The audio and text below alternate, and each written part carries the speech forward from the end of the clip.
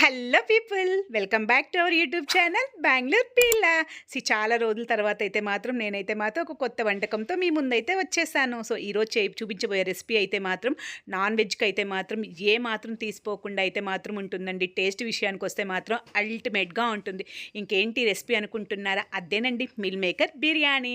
తెలుగులో అయితే మాత్రం మిల్ మేకర్స్ని అయితే బ్రెడ్ పీస్ బిర్యానీ అంటాం మేమైతే.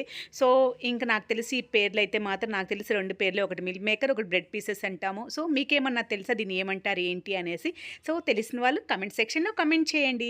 సో ఇంకెందుకు ఆలస్యం చేయకుండా ప్రాసెస్లోకి అయితే వెళ్ళిపోదాం. బట్ ప్రాసెస్లోకి వెళ్ళే ముందు అయితే మాత్రం ఒక చిన్న రిక్వెస్ట్ అండి. ఫస్ట్ టైం నా వీడియోస్ ఎవరైనా చూస్తున్న వాళ్ళు మర్చిపోకుండా ఛానల్ని అయితే మాత్రం సబ్స్క్రైబ్ చేసుకోండి. అలాగే పక్కనున్న బెల్ బటన్ అయితే క్లిక్ చేయండి. నేను ఏదైనా కొత్త వీడియో పెట్టగానే మీకైతే నోటిఫికేషన్ వచ్చేస్తుంది. సో ఇంకా ఆలస్యం చేయకుండా ప్రాసెస్లోకి వెళ్ళిపోదాం. ఫస్ట్గా నేనైతే ఇక్కడ ఒక 100 గ్రామ్స్ మిల్ మేకర్స్ అయితే తీసుకున్నాను.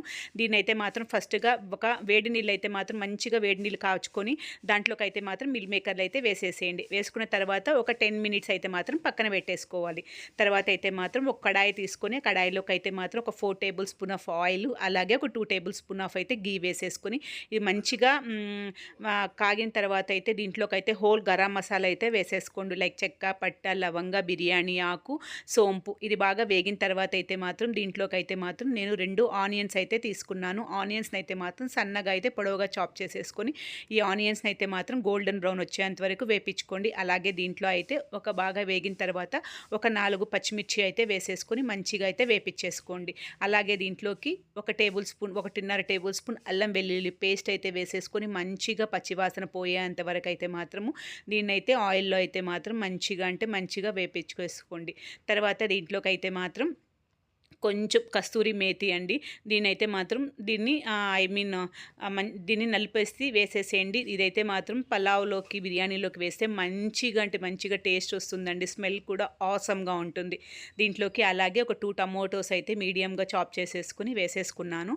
టమోటాలు మగ్గడానికైతే కొంచెం సాల్ట్, అలాగే కొంచెం పసుపు అయితే వేసేసుకుని దీన్నైతే మాత్రం ఆయిల్లో అయితే మంచిగా ఒక 3 మినిట్స్ అయితే మాత్రం మూత పెట్టేసుకొని మీడియం ఫ్లేమ్లో అయితే మాత్రము మంచిగా టమోటోస్ అయితే మాత్రం మగ్గనిచ్చేసేసుకున్నాను. ఇప్పుడు మనం ముందుగా వేడి నీళ్ళలో నానపెట్టుకున్న మిల్ మేకర్స్ని అయితే మాత్రం తీసేసుకొని మంచిగా ఆ నీళ్ళన్నీ వాటర్ లేకుండా మాత్రం మంచిగా పిండేసుకోవాలండి. పిండేసుకొని దీంట్లోకి అయితే మాత్రం వేసేసుకోవాలి. ఇప్పుడు ఒక 3 మినిట్స్ అయితే మూత పెట్టేసుకొని మంచిగా మిల్ మేకర్ని అయితే మాత్రం ఆయిల్లోకి అయితే కుక్ చేసేసుకోవాలి. తర్వాత దీంట్లోకి అయితే మాత్రము 1 tablespoon of dhania powder, అలాగే మీకు రుచికి సరిపడ్డ కారం అయితే వేసేసుకోండి. మీ స్పైస్ లెవెల్ తగ్గట్టుగా.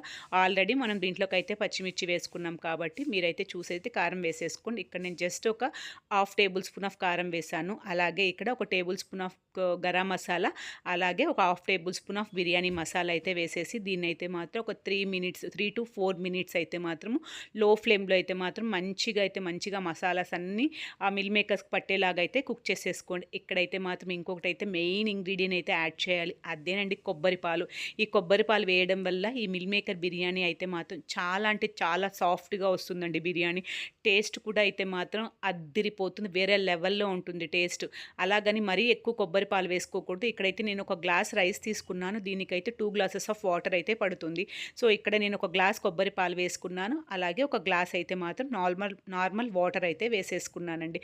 మరీ ఎక్కువ 2 గ్లాసెస్ ఆఫ్ కొబ్బరి పాలు వేసుకుంటే ఏమవుతుందంటే ఇక్కడ మనము తినేటప్పుడైతే వచ్చేస్తుంది. సో ఒక గ్లాస్ కొబ్బరి పాలు, ఒక గ్లాస్ అయితే నార్మల్ వాటర్ వేసేసుకుని ఈ వాటర్ని అయితే మాత్రం మంచిగా అయితే తెల్ల కాకపెట్టుకోండి. అంటే మంచిగా మసలనిచ్చిన తర్వాత దీంట్లోకి అయితే మనం ముందుగా నానబెట్టుకున్న బియ్యాన్ని అయితే వేసేసేయండి. ఇక్కడైతే మాత్రం నేను నార్మల్ బియ్యం తీసుకున్నా. మీరు బాస్మతి బియ్యం తీసుకుంటే ఒక గ్లాస్ రైస్కి 1.5 గ్లాస్ వాటర్ అయితే వేసేసుకుని సరిపోతుంది.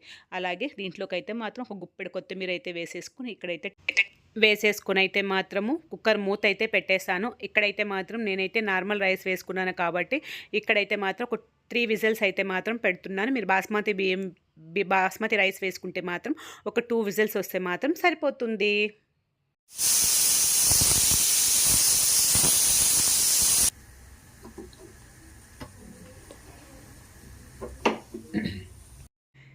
ఇక్కడైతే మాత్రం 3 విజిల్స్ అయితే వచ్చేసాయి. నేనైతే స్టవ్ అయితే ఆపేసుకొని ఒక 15 మినిట్స్ అయితే మాత్రం కుక్కర్‌నైతే అలాగే వదిలేసాను.